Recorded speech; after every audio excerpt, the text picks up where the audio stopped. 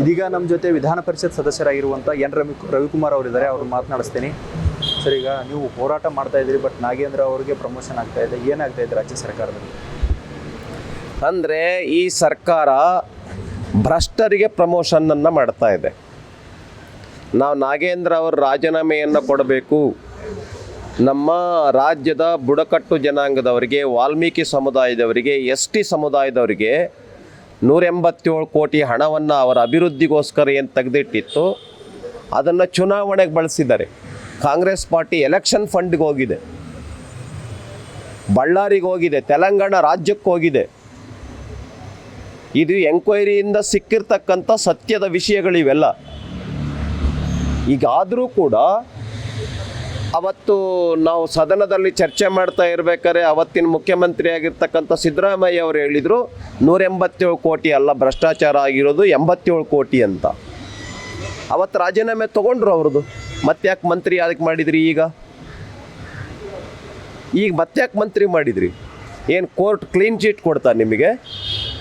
ನೀವು ಬಿಡಿ, ನೀವು ಯಾವಾಗ ಬೇಕಾದರೂ ಕ್ಲೀನ್ ಚೀಟ್ ಯಾರಿಗೆ ಬೇಕಾದರೂ ಕೊಡ್ತೀರಾ, ನೀವಲ್ಲ ಕೊಡೋದು ಮುಖ್ಯ ಕ್ಲೀನ್ ಚೀಟ್ ಅಂತ. ಕ್ಲೀನ್ ಚೀಟ್ ಕೋರ್ಟ್ ಕೊಡ್ತಾ, ಕೋರ್ಟ್ನಲ್ಲಿದೆ ವಿಷಯ. ಅವರಿಗೆ ಈವನ್ ರಾಜ್ಯ ಬಿಟ್ಟು ಹೊರಗೆ ರಾಜ್ಯಕ್ಕೂ ಹೋಗಬಾರ್ದು ಅಂತ ಕೋರ್ಟ್ ಹೇಳಿತ್ತು. ಯಾಕೆ ಹೇಳಿತ್ತು? ಕೋರ್ಟ್ ಯಾಕೆ ಹೇಳಿತ್ತು ಅವರು ಹೊರ ರಾಜ್ಯಕ್ಕೆ ಹೋಗಬಾರ್ದು ಅಂತ? ಪರ್ಮಿಷನ್ ತೆಗೆದುಕೊಂಡೇ ಹೋಗಬೇಕು ಅಂತ ಕೋರ್ಟ್ ಯಾಕೆ ಹೇಳಿತ್ತು ಅಂತ ಹೇಳಿದರೆ, ನಿಮ್ಮ ಮೇಲೆ ಕರಪ್ಷನ್ ಚಾರ್ಜಸ್ ಇದೆ, ತಪ್ಪಿಸ್ಕೊಂಡು ಹೋಗಬಾರ್ದು, ರಾಜ್ಯದಲ್ಲೇ ಇರಬೇಕು, ಕಣ್ಗಾವಲಿನಲ್ಲಿರಬೇಕು ಅಂತಲೇ ಹೇಳಿತ್ತು. ಈಗ ನೀವು ಕ್ಲೀನ್ ಚೀಟ್ ಕೊಟ್ಬಿಟ್ರಾ? ಅಷ್ಟೇ ಅಲ್ಲದೆ ಪ್ರಮೋಷನ್ ಬೇರೆ ಕೊಡ್ತಾ ಇದ್ದೀರಿ. ಈಗ ಉದಾಹರಣೆಗೆ ಯೋಜನೆ ಮತ್ತು ಸಾಂಖ್ಯಿಕ ಇಲಾಖೆ ಜೊತೆಯಲ್ಲಿ ಈಗ ಕಲ್ಯಾಣ ಕರ್ನಾಟಕದ ಅಭಿವೃದ್ಧಿ ಕೂಡ ಕೊಟ್ಟಿದ್ದೀರಿ.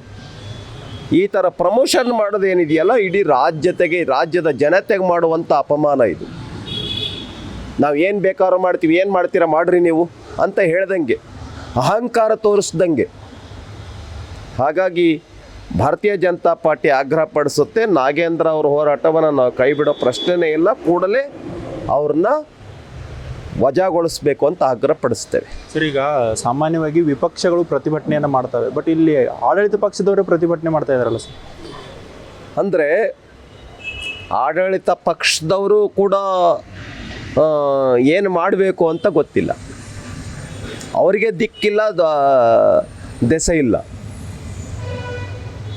ಏನಂತ ಹೋರಾಟ ಮಾಡಿದ್ದಾರೆ ಅವರು?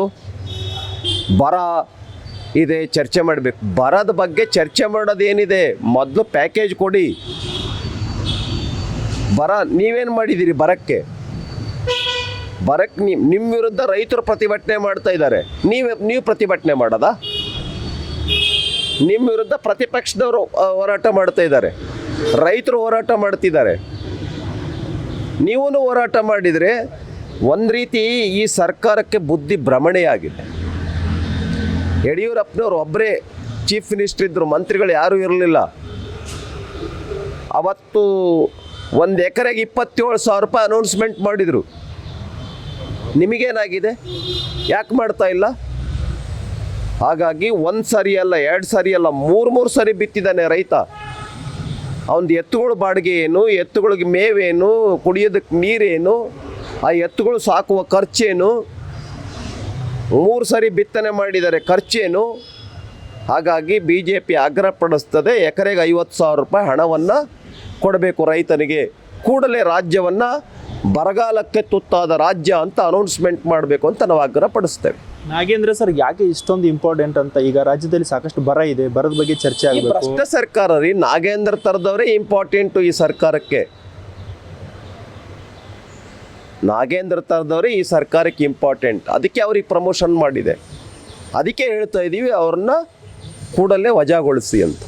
ಸರ್, ಈಗ ಉರ್ದು ಶಿಕ್ಷಕರ ನೇಮಕಾತಿ ವಿಚಾರ ಸರ್ ನೋಡಿ, ಕರ್ನಾಟಕ ರಾಜ್ಯದಲ್ಲಿ 800 ಜನ ಉರ್ದು ಶಿಕ್ಷಕರನ್ನ ನೇಮಕ ಮಾಡಬೇಕು ಅಂಥೇಳಿ ಸಚಿವ ಸಂಪುಟದ ಸಭೆಯಲ್ಲಿ ತೀರ್ಮಾನ ಮಾಡಿದ್ದಾರೆ.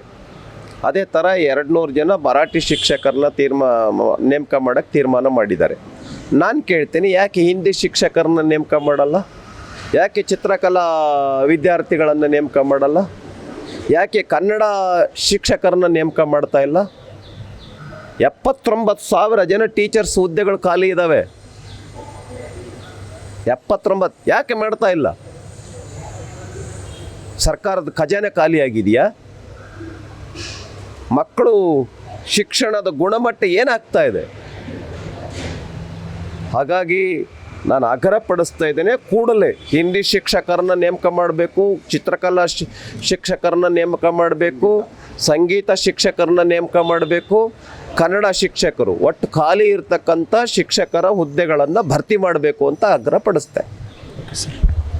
ಸೊ ಇವಿಷ್ಟು ಎನ್ ರವಿಕುಮಾರ್ ಅವರ ಮಾತುಗಳು. ವಿಡಿಯೋ ಜರ್ನಲಿಸ್ಟ್ ಮಂಜುನಾಥ್ ಜೊತೆ ಪ್ರಹ್ಲಾದ್, ಪ್ರತಿಧ್ವನಿ ನ್ಯೂಸ್, ಬೆಂಗಳೂರು. ಹೆಚ್ಚಿನ ವಿಡಿಯೋಗಳಿಗೆ ಪ್ರತಿಧ್ವನಿ ಯೂಟ್ಯೂಬ್ ಚಾನೆಲ್ ಸಬ್ಸ್ಕ್ರೈಬ್ ಮಾಡಿ, ಬೆಲ್ ಐಕಾನ್ ಕ್ಲಿಕ್ ಮಾಡಿ.